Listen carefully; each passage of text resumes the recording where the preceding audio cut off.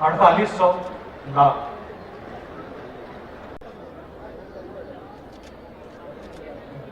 सिडबी की तरफ से उषा स्वलंबी सिलाई होम।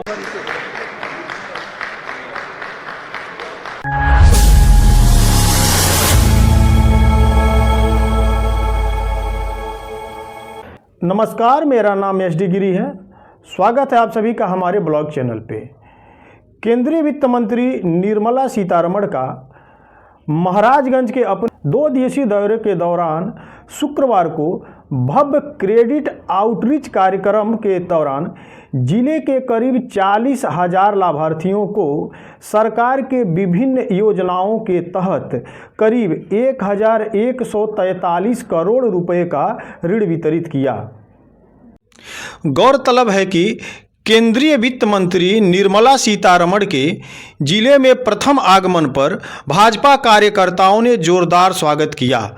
स्वागत से अभिभूत केंद्रीय मंत्री ने कार्यकर्ताओं से आने वाले लोकसभा चुनाव में जी जान से जुट जाने और भारी बहुमत से जीत दर्ज कराने की अपील की।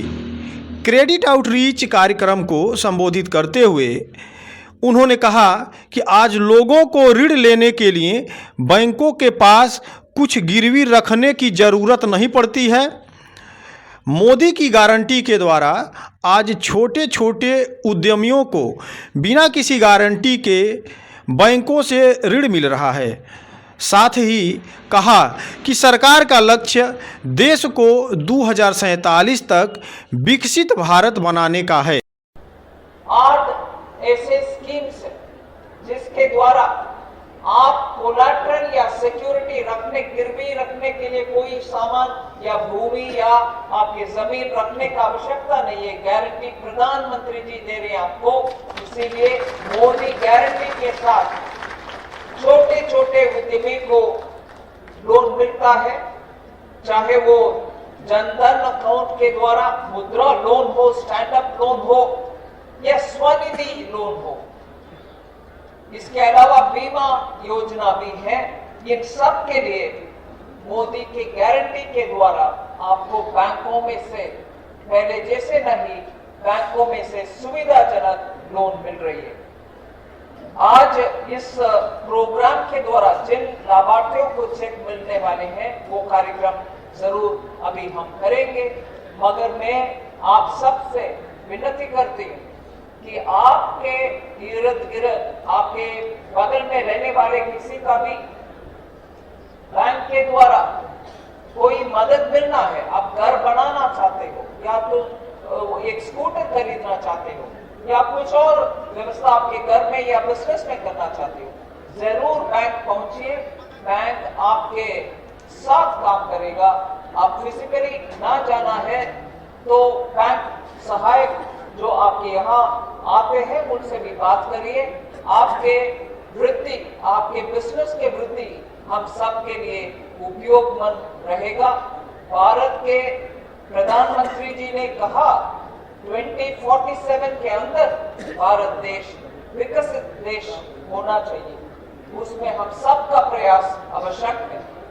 आप भी सामने आकर के आपके प्रयास, आपके विश्वास माननीय प्रधानमंत्री मोदी जी के ऊपर आपके आशीर्वाद देते हुए हम आने वाले चुनाव के समय भी आपके कार्यक्रम में अच्छा बेहतरी होने का मेरा शुभेच्छा। और आप आज इधर आए उसके लिए धन्यवाद। मैं आपके सामने बोलती हूँ, जरूर इस देश आगे बढ़ने के लिए हम सबका प्रयास अच्छा रहेगा। जय हिंद। भारत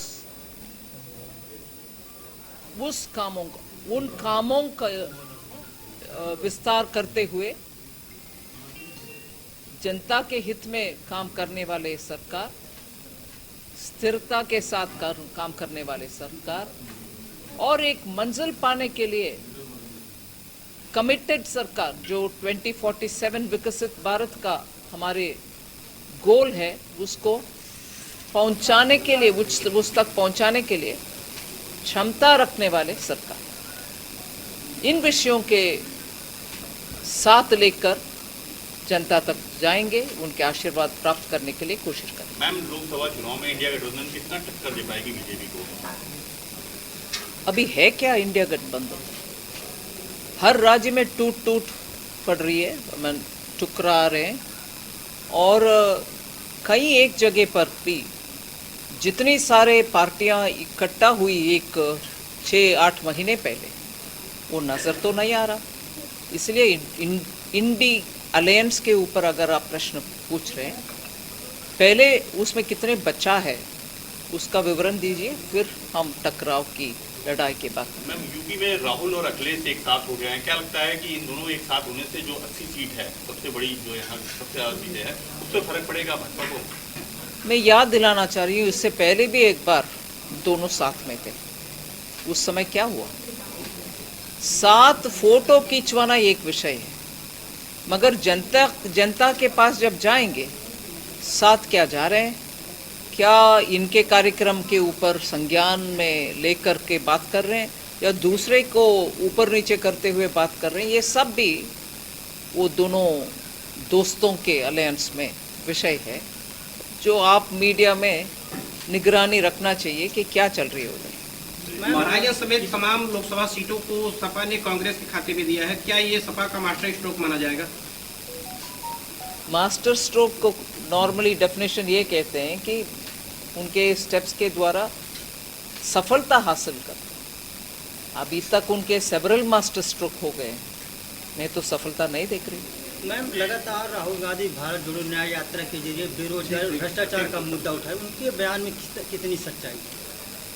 उनके बयान में बहुत सारे ऐसे विषय, इन दोनों सिर्फ मामला नहीं है जी, दूसरे को पर्टिकुलरली महिला को नीचे दिखाते हुए बात वो कर रहे हैं, जिससे महिला आज जागरूक है।